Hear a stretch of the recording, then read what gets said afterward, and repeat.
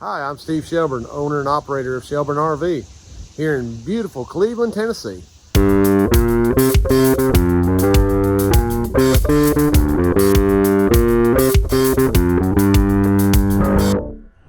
Okay, so next project we're going to work on, I've got this race trailer over here. It's got a 5.5 kW Cummins generator, and customer brought it in. Says it, first of all, won't run. It keeps shutting down. I asked him about what kind of code it was throwing, because typically if you're having a code that's being thrown on a Cummins generator, it's going to flash 3 times, pause, flash 3 times. At that point, if we hit the stop button, then it's going to give us that upper code. It might flash 1, pause, flash 6, might flash 2, flash, pause, flash 8. That gives us the troubleshooting code of what's going on with it. Funny enough, this one only runs from the remote in the trailer. 1, it's the only place you can start it. 2, the remote's not lighting up to even tell us any kind of lights or codes or anything like that. And the other interesting thing is I have no control out here on the main harness. So in the off position right there, we should be hearing the fuel pump clicking, pulling fuel and priming. We're not. And then if I hold the start button, obviously we should be starting up and doing something there. So we have no control with this switch, and then that's problem number 2. So I'm going to dive into this thing, and as I go along here, we'll show you more. Okay, so as I got into this, you can see the lights flashing now on the controller. Before I had nothing. I couldn't control it here, couldn't get any lights. Even on the controller on the inside, I couldn't get any lights. And that's the old control board. I pulled it off, and I actually had a old control board from a previous project that we worked on, and I put that board on there. And now, if I hold that bottom button, I can prime it, but I still can't start it. Nothing will start from out here. Now I can still start it from in there, but I do still have lights and all that going on in here now. So definitely something going on with the controller. The problem is, I called to see about a controller. They're 10 weeks out because they're so far behind with the virus. So I was able to get it running. It did run for a little bit and shut off. It is giving us a code 36. Now code 36, typically on a generator troubleshooting manual, is probably the worst code you could ever get, because it means start at the beginning and work all the way through the book, and whatever you figure out is what you figure out. So code 36 is like the worst code. So I can tell you right now, as it's running, it starts bogging down. I can reach up here and pull on the choke and open the choke, or close the choke, and it'll pick up and run again. As I've been around it here for the last few minutes, I can tell the fuel's probably a little bit on the old side. So probably our next step is we're going to pull the carburetor off and see what's going on with it. Typically Cummins doesn't want you to rebuild carburetors, because again, if we rebuild it, which they don't sell kits for, and you spend all that time working on it and you put it on and it don't run correctly, then you just wasted the customer's time. Typically they want you to just go through the carburetor. This one's not that bad, so probably what I'll do is I'll crack it open, just look and see if there's a little bit of trash in the bottom of the bowl. If it is, then we're going to clean it out, put it back on. Fortunately, this is a pretty simple carburetor to get to. So we'll do that in the morning, and as I get farther through, I'll show you more. All right, so good morning.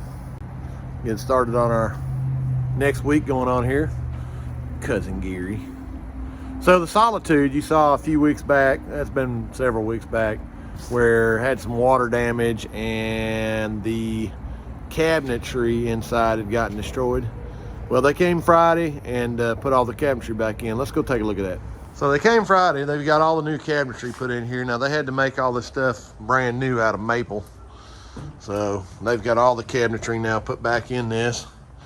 Had to remake the doors. See, the new cabinet top turned out real nice. So they've got everything back in here. So now, and you can remember in that video, that was all cracked and destroyed. So they've got that back in there. So the boys have now got all that. They've got this done. We know we had the hot water heater, the plastic bung on the back of the hot water supply of the hot water heater was actually broke, and that's why it was leaking.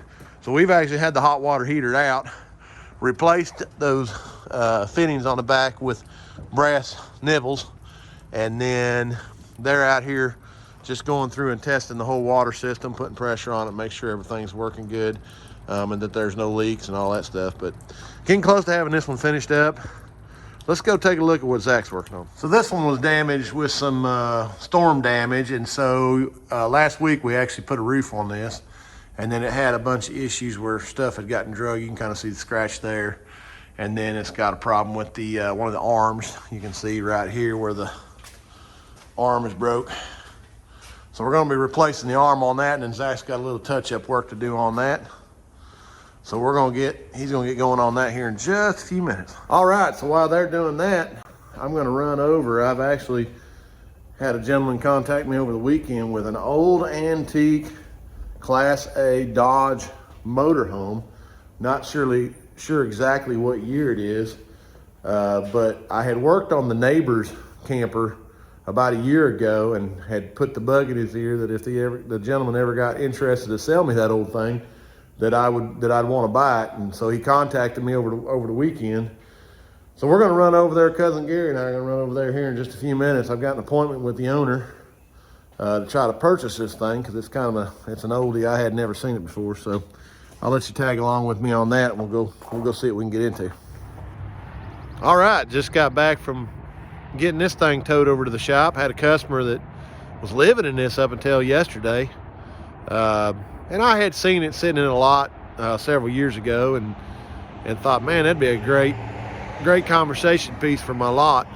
But 1971 Imperial Class A camper, and you can see everything's there. I mean, it's a complete camper.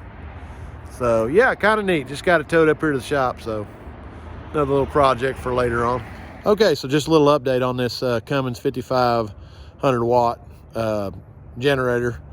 You remember the other day we were working on it, and we didn't have any lights on any of the switches. Come to find out, we did have a bad controller. We did have a bad switch on the gen set that I could prime it, but I couldn't start it. Now, I did put a U switch on it, and I did go and put the old controller in there, but it went back to no lights at either the remote or on the gen set itself. So we know we had a bad switch. We know we had a bad controller. PC controller. I did pull the carburetor off and try to go through it. I cleaned every little piece out of it that I thought I got clean. I thought I had it fixed, put it back on there. It ran for about 10 minutes. And of course, then you had to apply the choke to keep it running. So again, this is why Cummins says don't fix it, just waste your time. So I did put a carburetor on it, and have been running it now for I just shut it off, been running for about 2 hours. Now, the customer did state that the fuel that was in this unit had been in there for about 8 months. Ethanol fuel obviously is a problem over a long period of time. If you're gonna keep your fuel that long, probably do need to put some kind of additive in there that helps fight ethanol fuels. So at the moment, I did put some treatment in there. So we got that in there. Everything's running correctly now under a load. So yeah, little bit of work to get that one going, but anyways, we got it good. Okay, so I got another Grand Design bumper pull camper that came in, and we got to noticing again, you've seen in previous videos, this docking station that's inside the camper. And again, this is a problem, guys. You know, water gets on that floor, water's leaking in right there. So definitely something to keep an eye on if you've got one of these bumper pulls. I would highly recommend updating this, because this is going to cost you lots of money down the road. All right, so our next project will be this little Forester by Forest River Class C. Got a 4 kW generator in it. The customer states it's not starting, so we're going to tear into that and see what's going on. Remember yesterday we were looking at that, and the only way we could get it to run was with ether. So we have put a new carburetor on it, and now you can see the code flashing. If I hit the stop button, talked about this on the other one, 1, 2, 3, 4. So code 14 is an over frequency code. Now, one thing we noticed, and I don't know, you probably, yeah, maybe you can see it way back there in the back, when we're running this thing, there's a bunch of trash coming out of here, like maybe a mouse or an animal or something's gotten back in there. And so with it running over frequency, the motor's just revving like crazy. So either we've got something in the governor probably that's causing the issue, something's binding up. So at this point, the boys are gonna have to pull this gen set out, and we're gonna have to pull the cover off and see what's going on with it. We're gonna go ahead and start the unit up. You're gonna notice that the on button is going to be flashing red, and it's going to run as long as I hold the button, but as soon as I let off the button, it's going to die. So we're going to show you that.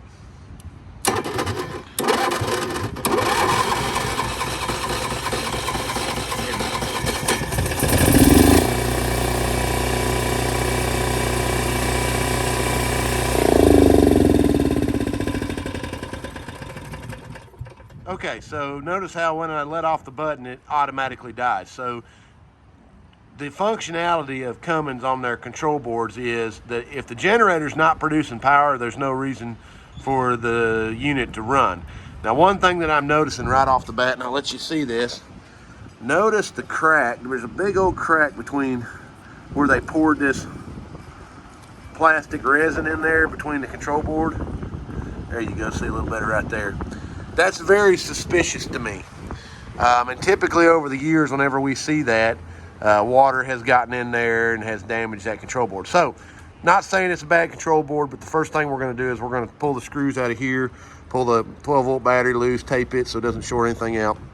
We're going to try to get this control board out, and then we're going to retest with our test board and see what happens. So, more in a minute. So, we got the little 4 kW generator pulled out of the Class C that we had in there, and you can see something's been living in this thing for just a little while. This is the one that's running with a high frequency. We just put a carburetor on, but it's running too fast, and so the unit is shutting down. So we're going to get it all hooked up to our power and test box, and we'll see what's going on. Okay, so we got this 4 kW now hooked up. What I did was, so the hertz were so far off that we were getting a code 14. So basically what I did was I hooked it up here to my G-Man. Now my G-Man obviously has that little adapter right there. Once it's got power, 12-volt power, the light will indicate that. I can go ahead and turn on the fuel pump, make the fuel pump cycle, and then I can start the unit. By doing that, it runs, and I can take my meter and I can put a probe here and a common ground right there. And then what that allowed me to do was I could set it on my hertz setting on my meter, and I could set it at 61.5 hertz. When I started, I had about 90 to 100 hertz.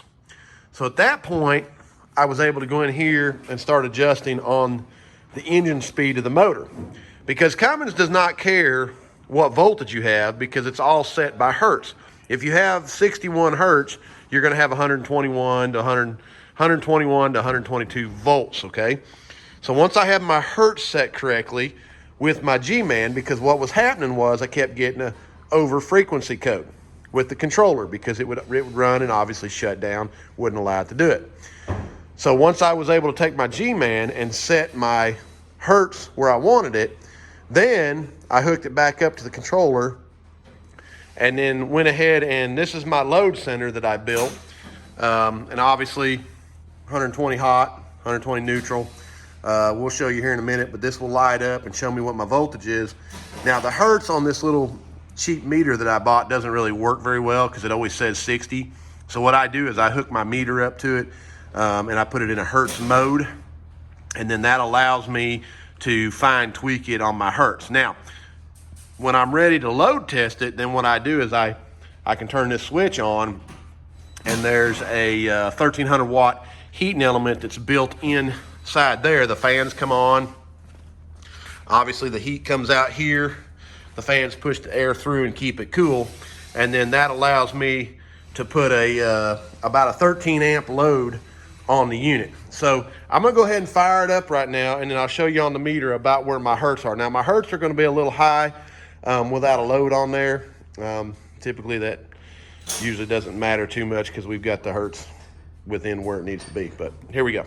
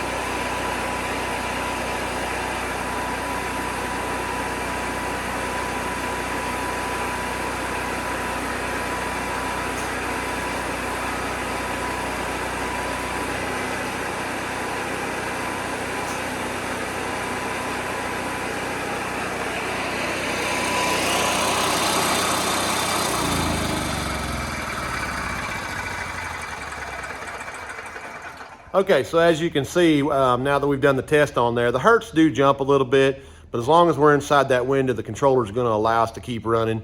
Now, when I became a Cummins certified dealer, the load station was always something they kind of talked about, but nobody really said, hey, this is where you go to buy a load center, or this is where you go to get this to do that. So I actually just went in there and built my own load center. As you can see, 13 amps is great for testing that. Now, unfortunately, this load center is only set up for regular, you know, this generator is a 30 amp, basically a 30 amp generator. So typically what I'll do on a 50 amp generator is I'll have to load test both lines just to make sure everything's good individually. But that's kind of how I go in there and load test that.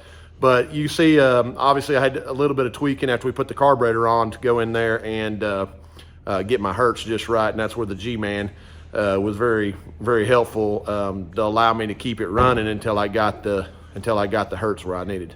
Okay, so Cousin Gary's been working on a Girard on-demand hot water heater. This is a version 2, and customer stated that the water was spraying out of it. And so what we kind of found out was, if you can see right there, that's cracked, one, and it's cracked right there too. And then the other thing that we noticed, look at there. So on-demand hot water heaters, guys, you can't just blow the system out. This is what the gentleman did. He blew the system out with air to try to get all the water out of the system. On demand, you cannot do this. You have to run antifreeze through the on-demand hot water heater, or that's what happens. So Brandon and I are working on this bumper pull camper. Got to replace this carpet right through there, but we had to hyper extend the room right there, as you can see. Take the fascia off, hyper extend that. And then we've got to loosen this by taking the staples out of it. And then we're going to go in here and replace this carpet. Okay, so just finished up a 1,000-hour service on this Cummins 12.5 kW generator with the Isuzu engine in. It had a pretty massive oil leak in it, and so we found out that the oil pressure switch, which is located back in there, was leaking. So we've got one of those ordered. We didn't have that in stock, so we got to get that ordered. And then we did find out when we were putting the drain cap back in for the radiator that the tank was actually broke on the radiator. So fortunately, I acquired one of these generators back a few months ago that actually had a rod that slung through the block. Isuzu does not make a replacement motor at this time for this generator. So this generator is a little bit of an orphan. So I saved that other generator. And of course, the nice thing was we had a radiator and some other parts, but the oil pressure sensor was actually missing on that unit too. So new belt, new water pump, thermostat, temp sensor gets changed, all the radiator hoses, and new fluid. And again, this does use the Cummins Blue antifreeze, which is specific for Cummins diesel generators. So we got all that done, waiting on that temp sensor, then or oil pressure sensor, and then we'll put all the covers back on, and that one will be finished up. Remember this little mini Winnie we were working on that had the black water tank that was all broke out? Well, they've got all that put back together and got the pipes all plumbed back up. Did have a little bit of a problem with the wheel bearings, so we pulled all the wheel bearings out, repacked them, readjusted, got all that finished up and done. So this one's now ready to go on. All right, thanks for watching. I know we had a lot of generator repairs this week, so that was good to get to see that. A lot of black water tank repairs last week, so generators this week. So hope you enjoyed what you saw this week. Please like and subscribe to our channel. We appreciate y'all watching. And remember that this video is Cousin Gary approved.